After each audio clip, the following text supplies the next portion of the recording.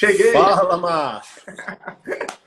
Pastor, que honra, viu, velho? Que prazer estar junto com o senhor aqui. Fiquei muito feliz quando recebi o convite, né? E assim, espero que de alguma maneira a gente possa contribuir para esse povo todo que está junto com a gente. Amém.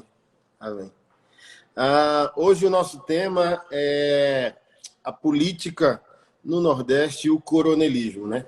Então, para quem não sabe, eu sou nordestino de Maceió, Alagoas, o Rodolfo também. Eu saí daí aos 17 anos. Então, deixa eu ver, estou com 39, 22 anos que eu saí daí. Então, vou lançar esse fundamento para depois a gente desenvolver mais o raciocínio. Então, eu lembro, por exemplo, eu morava no Vergel do Lago, no Conjunto Virgem dos Pobres 1. E eu peregrinei muito com a minha mãe, né? Meu pai nos abandonou cedo e eu peregrinei muito com a minha mãe de assentamentos em assentamentos.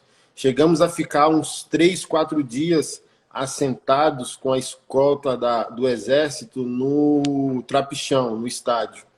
Então eu lembro, assim, eu tenho memórias do meu cachorro, porque cada viagem que a gente dava de um assentamento ao outro, nosso cachorro, por incrível que pareça, nos encontrava, né?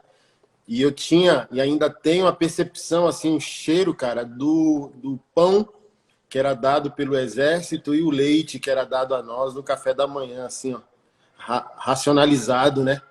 E eu, caramba. E eu lembro, por exemplo, o Collor, eu não sei se foi 2018 ou na eleição anterior a 2018, voltou a senador, eu nem tomei consciência se ele foi eleito ou não. Mas, assim, ó, coronelismo, mesmo que ele não seja total como foi no passado, o resquício dele é a estrutura da comunidade nordestina, toda ela. Na política, na postura sexual, na prostituição infantil. Então, essa estrutura coronelista, consequentemente, está linkada com o machismo tão vigente no Nordeste, ao ponto que a prostituição é altíssima, o abuso sexual contra menores de idade é altíssimo, o mando e os desmandos das famílias, né, poderosas do Nordeste, seja economicamente, seja politicamente, é extremamente eloquente. Então, a casa que nós ganhamos no Conjunto Virgem dos Pobres, por programa social, tipo, que hoje é Minha Casa e Minha Vida, foi por mando do Collor, né? Collor, que, se não me falha a memória, deu a canetada final. Cara, hoje, sei lá, 22 anos depois, se você pergunta para minha mãe do Collor, o Collor é o segundo Cristo, entendeu? Assim, ó, é a quarta pessoa da Trindade. Então, é intencional os poderosos do Nordeste produzirem pobreza, produzirem prostituição, produzirem a falta de água. Olha, cara, podia, numa simples ideia, por exemplo, o presidente vigente fez uma conexão com Israel e Israel tem uma alta tecnologia para produção de água no deserto, do nada. Então, se desejassem, por exemplo, a seca no sertão nordestino se resolveria com muita facilidade. Não, mas é bom para alguém. É bom para alguém que exista alto índice de criminalidade, é bom para alguém que existe seca, fome, porque o povo sustenta isso, mas também é extremamente difícil, Rodolfo, não sei o que você pensa, cara, numa condição que nós vivíamos aí em Maceió há 30 anos atrás, eu lembro que quando não tinha nada para comer em casa, eu tinha que ir lá na lagoa e pescar. E lembro que voltava com os bagres. Quando dava sorte, pegava algum bagre, né? Quando não dava sorte, vinha com os mandins lá que a gente pegava e aquilo era a nossa alimentação. Então é extremamente delicado responsabilizar o povo pela totalidade da construção do coronelismo. Por que o povo aceita também? Porque, cara, quem tá com fome não pensa com a mente, cara, não pensa com o cérebro, pensa com o estômago, né? Então, se você tá sofrendo e alguém vem e propõe algo, olha, vota em mim que eu te dou um par de chinelo, vota em mim que eu te dou isso, vota em mim que eu te dou aquilo, vota em mim que eu te dou aquilo outro. E também, ao responsabilizar o povo, eu penso o seguinte, muita gente reclama, Mas a outra parcela, sim, é o povo estruturando esse tipo de sistema político acontecer. A corrupção não é uma prerrogativa da política e a corrupção não é uma prerrogativa do político.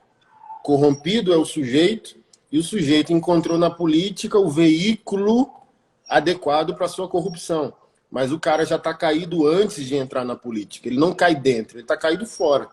Então, por exemplo, quem não tem vocação política, encara a política por inúmeros motivos. Por exemplo, eu estava tomando banho e me lembrei do Romário. Acho que é senador vigente. Cara, Sim. tem gente que procura a política quando está falido, quando é o plano B, aí do tipo assim, ó, o pastor já não deu em nada. Aí, por exemplo, você lembra daquela onda, né? Bispo fulano, pastor ciclano, apóstolo ciclano, vereador, distrital, federal. Então, quando a vida do cara tá ferrado, o cara vai para a política, para plano B. Então, se ele vai para a política, para plano B, ele tá caído já antes de entrar na política. Então, o Romário, como esportista, as más línguas disse que o cara falido e tipo, vou para a política. E ganha por quê? Porque é o Romário. Mas chega lá e talvez é só marionete de alguém que tá por trás. Às vezes é só fantoche. Tá lá o título do cara, mas quem governa é outra pessoa por trás dele. Então, isso é extremamente lamentável no país. O nosso país, eu não sei se é um retardo do país colonizado, então a gente é muito empobrecido intelectualmente para fazer o raciocínio todo, ao ponto que preconceito com a política, e quando envolve a nossa fé, é aí que o preconceito aumenta. Você não pode ser crente envolvido com isso, você não pode ser pastor envolvido com isso. Sendo que num país desenvolvido, onde a base é a educação, não tem esse paralelo, não tem essa dicotomia, não tem essa tipo, se você é crente, você não pode se envolver com política. Pelo contrário, eu estava lendo ontem Charles Spurgeon, um pastor batista há 200 anos atrás. Ele disse, olha, porque dizem que não pode discutir nem religião e nem política, os ladrões continuam governantes e os falsos profetas continuam pregando. Então, hoje eu visito o meu Nordeste, não sei hoje toda a realidade sociológica do que está acontecendo aí, e a gente quer te ouvir como um visionário. Já nos vimos pessoalmente, dá para sentir a tua verdade quando tu fala o que fala, quando tu pensa o que tu pensa. Fiquei muito feliz esses dias, você metendo aço no governador aí de Alagoas. E é isso, tem que cobrar, cara, tem que ir para cima desses caras. Fala aí, meu irmão.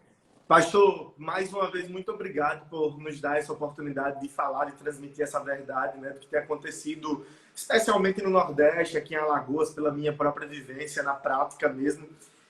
Dizer o quanto que eu estou feliz, de coração, por tê-lo como alguém que inspira essa geração, que inspira as nossas vidas. Eu lembro que lhe conheci em 2017, eu acho 2016, num retiro do pessoal lá do Céu na Terra, do João Paulo, em Brasília. Sim. E aí foi a primeira vez que lhe vi, confesso que era muito religioso. Aí choquei, né? Disse, rapaz. Mas foi um dos grandes impactos que eu tive na minha vida. Tenho essa mensagem, inclusive, salva no meu telefone, né? O que o senhor transmitiu naquele dia. E esse senso, pastor, de justiça social mesmo, de transformação cultural, que a gente vivencia, né? Que a gente ora, que a gente clama e que a gente acaba cobrando também das autoridades. É exatamente isso que a gente está vivendo aqui em Alagoas.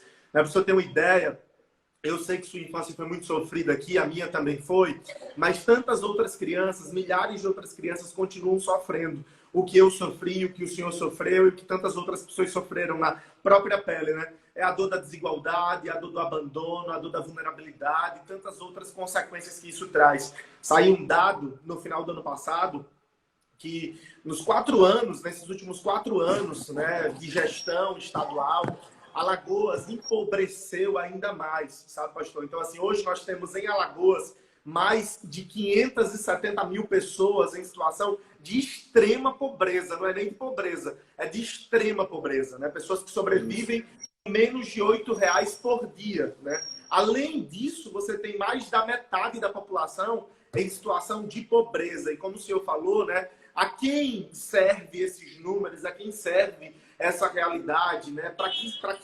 Para sustentar quem né? Quais autoridades, isso é importante. Quando, na verdade, a luta e o combate deveria vir na contramão de tudo isso, né?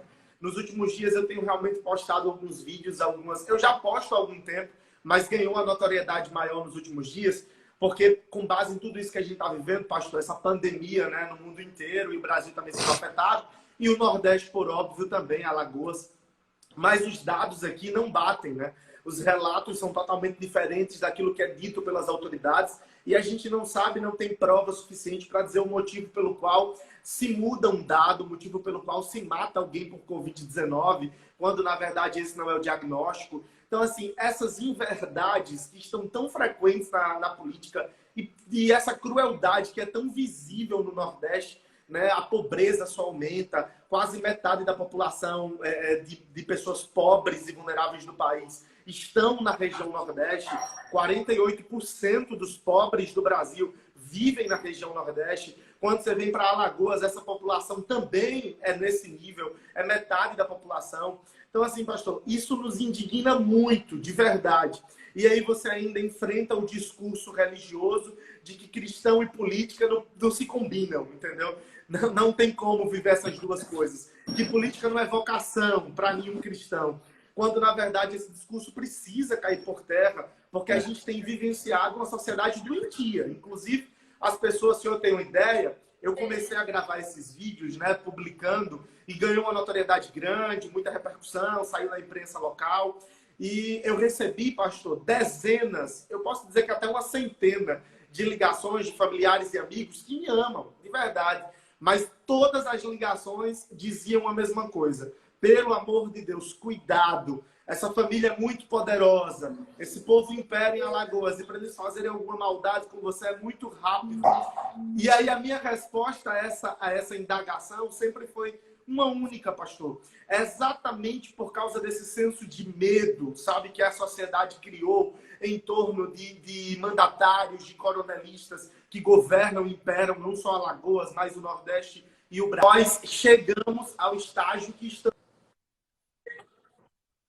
hoje. Então, se há uma coisa que a sociedade precisa ter nesse momento, claro que com base em dado, em evidência, eu não estou falando coisa por coisa ou crítica por crítica, não é nada disso. É o que, na verdade, está exposto pelo governo nos portais de transparência, na mídia, na imprensa oficial do Estado. Então, se é uma evidência, se está público à população, precisa ser criticado, entendeu, pastor? Então, eu acho que a gente precisa começar a despertar no povo, nas pessoas, e a igreja tem esse papel fundamental, esse senso crítico e essa coragem de fazer a crítica com base em evidência, mas de fazê-la, de dizer quando a coisa está errada, está caminhando por um caminho errado, equivocado, e a gente sabe que as intenções são muito ruins, são malvadas mesmo, são cruéis, a população está a cada dia sofrendo ainda mais sobre isso.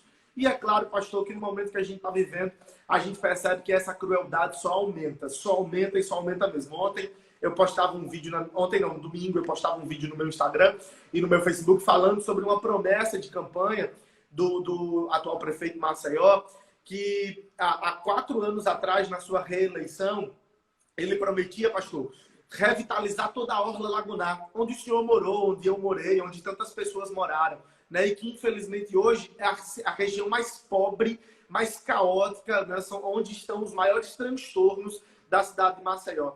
E no vídeo que ele grava, ele diz, poxa, a gente vai investir 200 milhões de reais para revitalizar, construir mais de 1.900 moradias, posto de saúde, escola. Pastor, se o senhor passar por essa região hoje, ou qualquer pessoa que mora em Maceió e que pode fazer isso, a situação é 10 vezes pior do que era há 4 anos atrás. Absolutamente nada foi feito. E o que você percebe? Ainda existe um alheamento social quanto a isso, de não enxergar o que está por trás de tudo isso.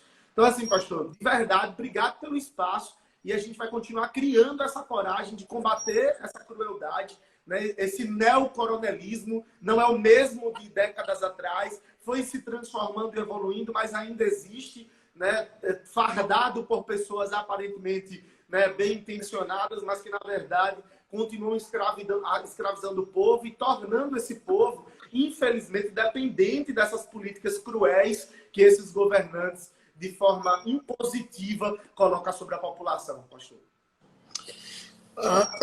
Eu, depois de 20 anos, acho que há 2 anos atrás, 3 anos atrás, que eu consegui voltar em Maceió, porque minha vida não mudou instantânea, imediatamente, quando eu migrei de Maceió para Brasília, né? Levou um tempo, assim, se eu puder falar de redenção social e também incluindo redenção econômica, sei lá, 5 anos para cá, que eu passei a ter uma vida digna, comer todos os dias, pagar as minhas contas, criar meus filhos e por aí vai. E, sei lá, o primeiro privilégio de férias como pastor, como escritor, foi há 2 anos, 3 anos atrás, que eu fui em Maceió e disse, eu vou lá para ver, né? Vou passar onde eu morava, vou passar ali na orla, na lagoa. Cara, eu me assustei profundamente. Porque olha só, 20 anos atrás era uma coabzinha bonitinha, entendeu? Assim, ó, era periférico, era tenso, tinha violência, mas, por exemplo, a violência da época que tínhamos era resolvida no tapa, era resolvido no facão, mas não podia cortar ninguém. Era só para humilhar. E dava, não sei se ainda existe isso aí. Era só a lapada do facão, dar no cabo para envergonhar ele. E às vezes faca, né?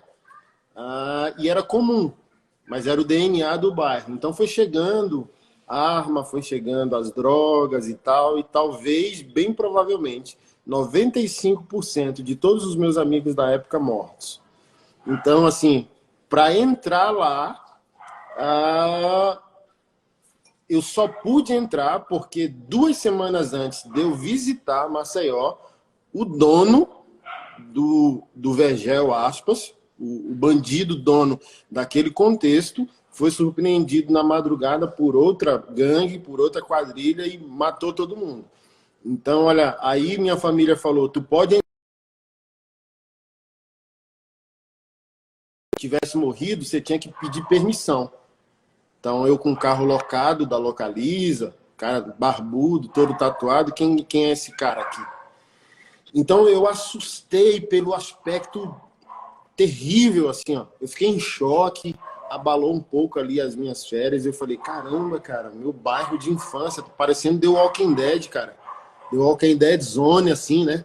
Tudo destruído. Parece que as ruas estreitaram, virou, sei lá, cara, virou... E é lamentável e doloroso, principalmente quando políticos compram a narrativa de fé, sou contra a ideologia de gênero, sou a favor da família tradicional e blá, blá, blá, blá, blá, blá. E às vezes nem só está comprando crachá para convencer esse povo que é facilmente convencido. Como que esses indivíduos, cara, isso não dói neles? Como que eles não conseguem fazer uma reflexão? Meu Deus, eu estou comprando esse carro aqui de $500 mil, mas a partir dessa compra eu matei alguém, cara. Matei milhares de pessoas. Eu desviei dinheiro da saúde, da educação, da merenda escolar. Eu tirei o dinheiro, cara. E quando eu penso, né, falei isso ontem na live com o vereador Caio, assim, de políticos e reformadores, é o cristão encarar essa demanda como um ministério, cara. Assim, ó, você vai ser pastor, só vai ser pastor de outro lugar e de outro rebanho. Penso eu, que eu como pastor, sou pastor de uma igreja, mas o cristão vocacionado para a política, se ele for para a política entendendo que ele é o pastor da cidade, não tem como ele corromper, cara. Porque, por exemplo, eu como um pastor verdadeiro, nunca que eu vou mentir para o meu povo. É melhor não ser pastor do que ser mentir, do que ser enganar, do que ser defraudar, do que ser abusar moralmente, financeiramente, sexualmente. Então, se um cristão vocacionado vai abraçar o mesmo tipo de ética que eu estou abraçando dentro da igreja, ele abraçar para fora da igreja, ele vai dizer, meus eleitores é a minha igreja, meus eleitores é o meu rebanho. O imposto, o dinheiro do Estado é o dízimo e as ofertas que tem que voltar para o benefício do povo. Então eu acho que eleva o nível do caráter do cara, eleva o nível da ética do cara. Mas olha só, ainda século XXI, cara, a gente tem que estar preocupado se nós falarmos a verdade, se a gente vai levar um tiro, cara. É verdade. Olha que doideira. Porque olha só, e não é só você nesse contexto de Nordeste, é qualquer contexto. Eu aqui em Brasília com o mesmo risco. Você não pode botar a mão em um vespeiro que nunca colocaram. Senão você corre o risco de morrer, levar um tiro, ser ameaçado e tal, ser subornado e por aí vai. Então, eu sinto isso, eu percebo isso de uma gestação moral e espiritual na nação, de homens e mulheres verdadeiros, de cristãos verdadeiros, uns dentro, outros fora. Tem um escritor, ele escreveu um livro sobre... Ele é o mentor daquela teologia dos 7 montes, entendeu? Da igreja, o cristão precisa... E ele escreveu um segundo livro sobre, sei lá, redenção, resgate, o upgrade dos 7 montes. Cara, ele afirma numa pesquisa, na percepção dele de mundo sociológico e espiritual, que somente 30% dos cristãos foram chamados para o ministério dentro da igreja. Mas 70% foram chamados para o ministério fora da igreja.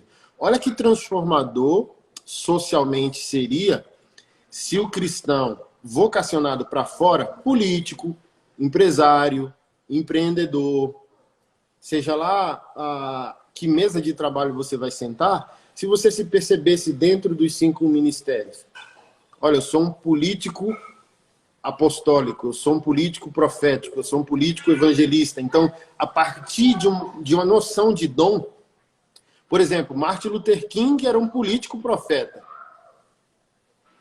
Era um pastor também, mas você ouve aquele cara e ele não expunha sua percepção política de maneira proselitista, mas todo o ardor que ele tinha com as injustiças, ele disse, não posso, aqui é uma mesa de trabalho. Então, domingo, existem relatos que a igreja dele apoiou ele totalmente, manteve o salário dele, dizendo, olha, pode ir, e só volte para nós no domingo. Mas o país, a cidade, é a sua igreja de segunda a sábado. E domingo você volta para nós e prega para nós. E aquele cara foi, cara, com o apoio da sua igreja, com o apoio da comunidade negra, e encarou aquilo. Mas, infelizmente, cara, a verdade sempre foi parada por uma bala. Então, a esperança é que muitos homens e mulheres se levantem para a gente gerar uma onda, uma avalanche de verdade, ao ponto que os iníquos, os ímpios, os injustos... Porque, por exemplo, se levanta um verdadeiro e tem 100 falsos, a gente vai morrer. Se não morre literalmente, eles matam nossa reputação, criam, entendeu? Nos perseguem, nos injuriam e tal. Mas imagina, se tem 100 falsos e levanta 50 verdadeiros, fica mais complicada a luta, entendeu? 10, não vão muito. John Wesley pediu 100 homens. Senhor, me dê 100 homens que temam o pecado e amem a ti, e eu te darei o mundo. 10 homens. Mas às vezes quando levanta um, é possível. Mas fica mais difícil. Então a minha esperança, cara, principalmente para o Nordeste, né? Existem movimentos proféticos no Brasil de intercessão que conectam o avivamento que vai acontecer no Brasil, porque estão falando que a gente está avivado, que a gente é a geração do avivamento, tudo conversa fiada. Tamo não. Ainda não. E esses movimentos proféticos afirmam que o avivamento de Deus no Brasil vai começar pelo Nordeste, porque o Nordeste tem total conexão colonizadora no início, tanto com a Europa, tanto com Israel. Então, existe um movimento judaico e judaico-cristão no Nordeste muito forte. A raiz colonizadora no Nordeste tem resquícios do povo judeu e tem a conexão direta com a Europa, que é a porta para Israel, né? Então, esses movimentos proféticos afirmam que quando o Senhor despertar um avivamento mundial, os principais avivalistas virão do Nordeste. Olha eu, de onde vim. Quando eu vi isso, eu me assustei. Caramba! Entendeu? Então, tem gente aí, ó, como dizia antigamente, né, nossos nossos pais na fé, por trás das malhadas, que ninguém dá nada. Então, olha só, quem sou eu? Sou um nordestino com a cara tatuada, o cara que não é ensinando pastor de terno e gravata a ser. Eu estou ensinando integridade, caráter, santidade para um cara que já deveria estar praticando isso. Então Deus chama a pessoa errada para ensinar a coisa certa. Quem é tu com a tua idade, pô? Tendo essa indignação política, era para o tiranossauro político lá de 60 anos estar vivendo o que você está vivendo, pô. Não era para eu com a cara tatuada, olha só, há 30 anos eu não seria pastor, nem há 20, é porque Jesus está chateado da vida, entendeu? É a palavra que disse lá, olha, quem eu chamei para a festa não quis vir, que são os nobres, não quis vir. Então vá lá na rua, pegue gente nas encruzilhadas, nos esgotos, nos becos, dê um banho neles, vista eles de branco e traga eles para a minha festa. Aí, ele, naquele contexto que ele diz, os primeiros serão os últimos e os últimos serão os primeiros. Então, é esse avivamento de verdade, é esse despertamento de verdade que está acontecendo no Brasil. A gente ainda não acordou para isso, mas quando a gente acordar, a gente vai perceber, a gente vai sentir, e Deus vai poder fazer em nós, vai poder fazer por nós e vai poder fazer através de nós a verdade do reino. Verdade, pastor. Quando você estava falando sobre tudo isso, que na verdade esse contexto bem histórico mesmo de transformação, eu me lembro, pastor, ainda adolescente, eu tenho 25 anos, né? 10 anos atrás. Carinha de 15, né? Há 10 anos atrás, quando eu tinha 15, eu me lembro que existe ainda, eu acho, um projeto aí na Câmara dos Deputados em Brasília, que se chama Parlamento Jovem Brasileiro, né? E aí eles selecionam jovens, cada estado brasileiro tem uma representatividade, para viver uma semana como deputado federal aí em Brasília. Eu tinha o desejo político, o desejo, a vontade de estudar sobre, de entender a história, de entender as raízes mesmo do próprio país, do Brasil, mas eu não tinha convicção de se essa era a minha vocação ou não, era só um desejo, né? E eu lembro, pastor, de uma situação, para participar desse projeto, você tem que apresentar um projeto de lei, né?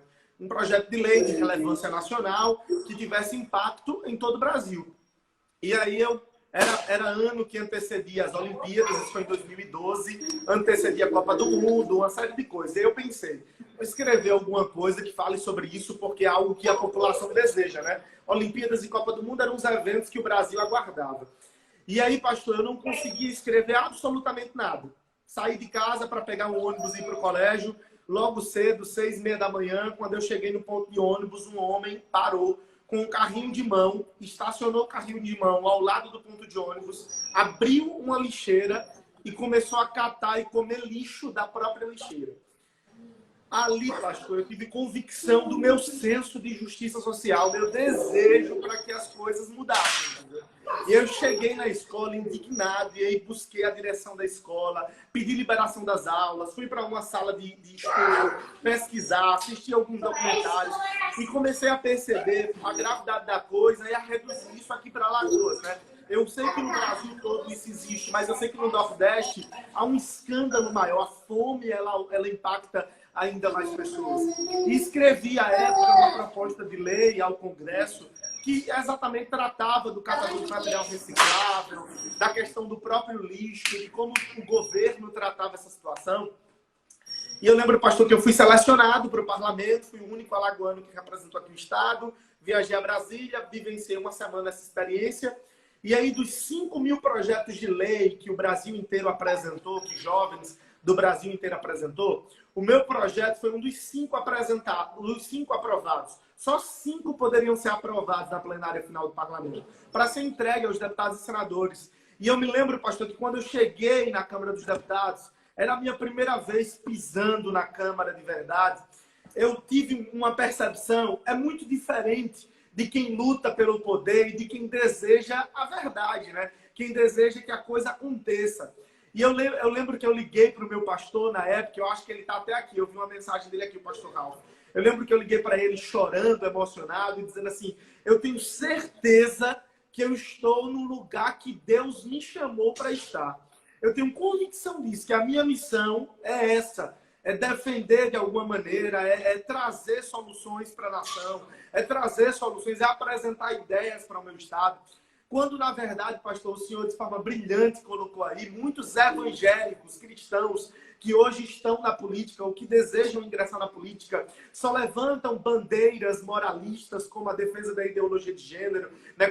Perdão, a defesa contra a ideologia de gênero, contra o aborto, contra a legalização, a descriminalização das drogas, porque percebem que o senso moral do cristão é esse, né? Esse desejo de que os princípios do reino se estabeleçam, quando, na verdade, isso é muito pouco comparado a tudo aquilo que precisa ser transformado. A gente tem uma educação a ser transformada. Cadê os cristãos professores que lutam por essa educação? A gente tem um sistema de saúde defasado. Aqui em Alagoas, a gente está vendo isso agora com muita força. Né? Se já era um escândalo antes, quem dirá agora? Cadê os cristãos médicos para mudarem essa realidade? Enfermeiros, técnicos de enfermagem. Então, quando a gente percebe que, para além da igreja, existem outros montes, o governo, as artes, a cultura, tantas outras coisas, a economia, que precisam ser impactadas pelo governo de Deus, pelo povo de Deus, a gente entende, entra num campo acima, né, da média de discussões gerais,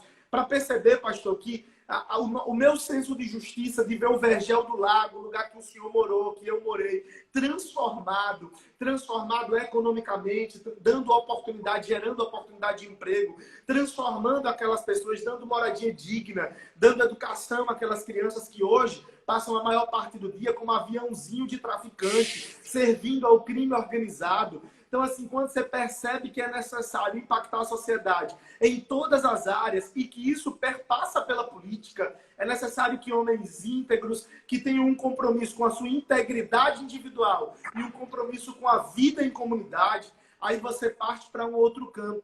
Aí você entende, aí é onde eu percebo, sabe, pastor?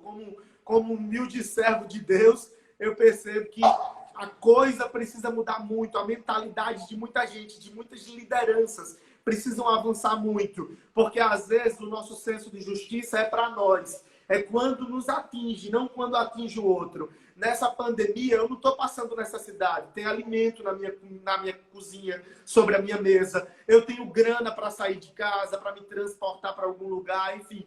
Mas tantas outras pessoas estão nesse momento sem ter um prato de comida, sem ter absolutamente nada. E existem cristãos nesse momento discutindo ideologia de gênero e tantas outras temáticas que nesse momento não são o mais importante. O mais importante é apresentar a solução para hoje, para o que está acontecendo no Brasil hoje, para o que está acontecendo em Alagoas hoje. E o que está acontecendo aqui, pastor, é um escândalo. Eu falo para o senhor com toda a verdade de quem mora nesse estado, de quem mora nessa cidade, de quem sofreu a dor dessa desigualdade. É um escândalo, pastor, o que acontece nesse estado. É um escândalo que essas autoridades fazem. E pior do que isso é saber que ainda existem muitas pessoas com medo de enfrentarem essa verdade. Eu até entendo que é fácil que as pessoas sintam medo pela crueldade desses governantes. Mas enquanto nós, alagoanos, alagoanas, nordestinos, brasileiros, não conseguimos confrontar essas mentiras que são colocadas como verdades,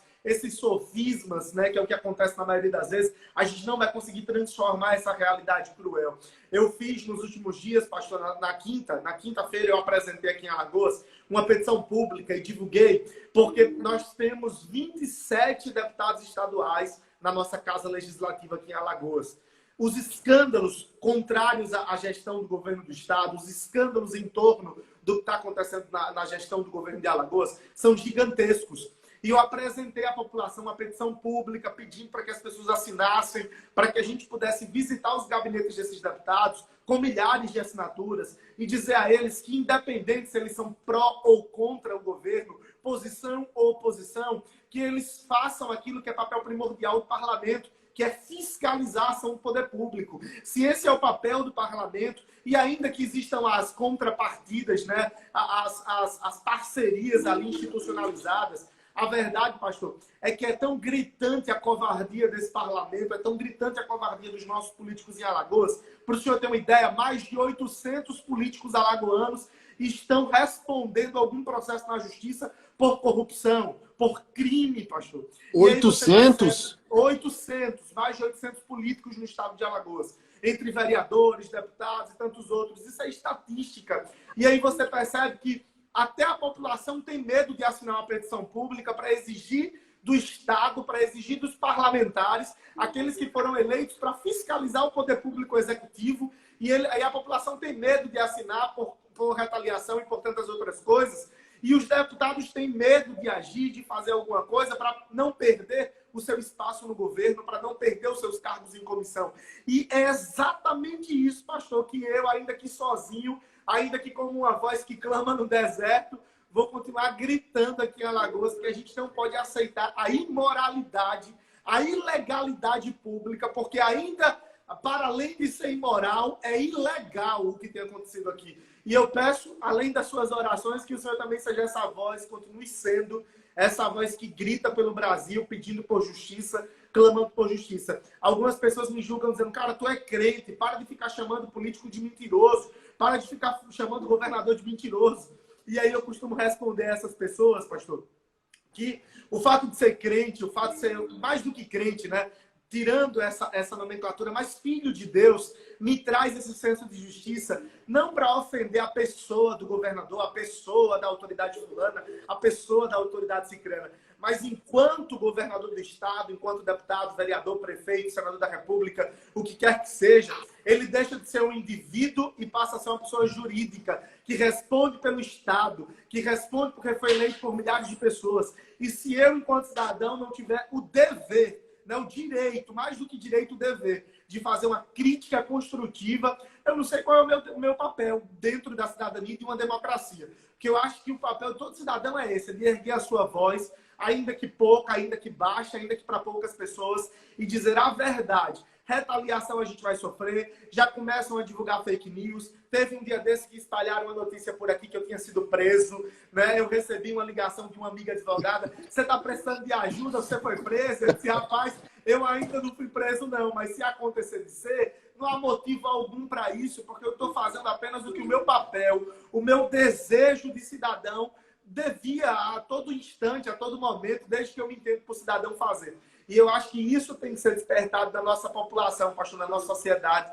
E obrigado, não estou falando isso porque estou publicamente com o senhor, não, porque o senhor sabe que eu já lhe sigo há anos, já lhe acompanho há anos, e elogio esse seu trabalho de defender com unhas e dentes essa moralidade para além do público, até no privado. Né? Porque não adiantava o Rodolfo estar aqui chamando a atenção de fatos, de coisas que estão acontecendo no Brasil e aqui em Alagoas, e não ter uma vida condizente a isso. Seria hipocrisia. Né? Não adiantava o Rodolfo ser o cara que denuncia a crueldade política e a corrupção, e quando eu for eleito, fazer e compactuar com a mesma coisa. Isso jamais. Eu digo a Deus todos os dias nas minhas orações. Se essa é a vocação da minha vida, se servir as pessoas na política é a vocação da minha vida, se foi para isso que eu nasci e vim à Terra, que o Senhor me permita ir até onde eu não me corromper. Que o Senhor me permita ir até onde eu serei puro o suficiente para denunciar e não me envolver nesse tipo de escândalo, pastor. Ah! Falar o que depois disso, cara? Gratidão profunda pela tua vida. Que o Senhor te conserve mesmo. É muito reconfortante para mim ver jovens como você com tamanha coragem. Assim. Então, eu gosto de pensar a médio e longo prazo. Né? Imagina você se permanecer fiel daqui a 25 anos, com 50, né? Um vinho apurado. Então, se já é assim agora, e 25 anos de jornada aí pela frente, com 50 anos, você vai ser um presente de Deus para o país, sem dúvida. Que o Senhor construa teu futuro e a tua jornada aí. E você seja uma bênção não só aí para Alagoas, para Maceió, mas para o Brasil todo, tá bom? Obrigado também pela live, foi muito bom, que possa ter edificado a vida de todos vocês. A gente vai deixar disponível aqui e a gente também vai postar no meu canal no YouTube, Anderson Silva _org, ou você baixa o aplicativo Anderson Silva Oficial, tanto Android quanto iOS, vai lá em mensagens e essa live vai estar lá salva, guardada para você rever quantas vezes você quiser, tá bom? Deus abençoe. Pastor, Abraço, Rodolfo. obrigado Tamo de junto. coração mais uma vez a todo mundo que está acompanhando a gente. Deixa eu aproveitar, eu sei que o senhor tem muitos seguidores aqui de Maceió que estão acompanhando, de Alagoas, do Brasil, que a galera que puder assinar essa petição pública tá disponibilizada no meu perfil, na biografia do meu perfil. É Rodolfo Barros o meu perfil, não tem erro. Você pode clicar no link que está na descrição e assinar essa petição cobrando dos nossos deputados estaduais a instauração de uma CPI para que possa, de alguma maneira, investigar o que tem acontecido aqui no Estado. Obrigado, pastor. Amo sua vida. Obrigado pela voz que o senhor tem levantado nessa nação. Que Deus te abençoe e te conserve com esse coração grande, ajudador. E eu espero, nas próximas vezes que a gente se encontrar, desfrutar de um tempo precioso lhe ouvindo e aprendendo muito. Obrigado mesmo, viu, cara? Tamo junto. Valeu. Um abraço. Valeu. Um abraço.